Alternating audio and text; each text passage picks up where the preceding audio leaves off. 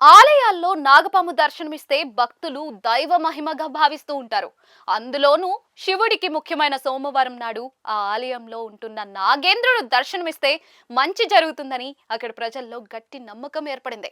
ఇటీవల కార్తీక మాసంలో కూడా పలు సందర్భాల్లో ఆలయంలో నాగరాజు కనపడటంతో ఆ అద్భుతాన్ని చూసేందుకు భక్తులు పెద్ద సంఖ్యలో బారులు తీరారు.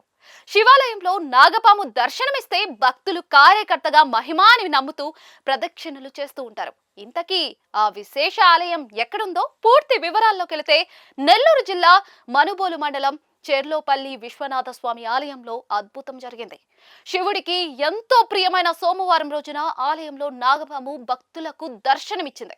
ఆలయానికి వచ్చిన భక్తులు నాగపామును చూసి పూజలు చేసిన కాసేపటికి తిరిగి పుట్టలోకి వెళ్లిపోయిందని ఆలయానికి వచ్చిన భక్తులు, ఆలయ అర్చకులు చెప్తూ ఉన్నారు.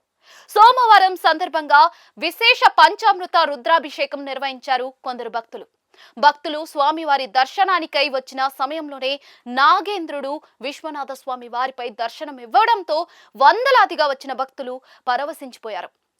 హరహర మహాదేవ శంభో శంకర అంటూ ఆలయ ప్రాంగణం అంతా కూడా శివనామ స్మరణలతో మార్మోగిపోయింది. ఆలయ అర్చకులు, శ్రీనివాసులు, అక్కడున్న భక్తులు ఇదంతా వీడియోలు తీసి సోషల్ మీడియాలో షేర్ చేయడంతో అవి కాస్త వైరల్ గా మారాయి.